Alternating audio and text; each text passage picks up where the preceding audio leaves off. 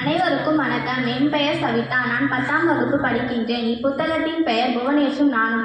இதன் ஆசிரியர் கண்டிகை அரசு உயர்நிலைப் பள்ளி ஆங்கில ஆசிரியை திருமதி ஆனந்தி அவர்கள். அவர் தனது பணி அனுபவத்தை 25 தலைப்புகளில் எழுதியுள்ளார். படிப்பதற்கு எளிய நடையில் உள்ளமை மேலும் ஒரு சிறப்பு.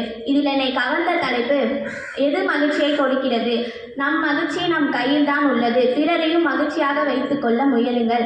என்றாவது சோர்வாக உணர்ந்தால் உங்களை நீங்கள் அழகாக வைத்துக் கொள்ள முயற்சி மேற்கொள்ளுங்கள். அழகாக என்பது ஒரு புத்தாடையோ ஒரு காலணியோ அணிந்து கொள்ளுங்கள். புதிதாக ஒரு பொருளை பயன்படுத்தும் போது நம்மை அறியாமலேயே நமக்குள் ஒரு புத்துணர்ச்சி விரைந்து வந்து தோற்றிக்கொள்ளும். யாரிடமும் எதையும் எப்பொழுதும் எதிர்பார்க்காதீர்கள். நம்மளுக்கான படைக்கப்பட்ட இந்நாட்களை மன மகிழ்ச்சியுடனும்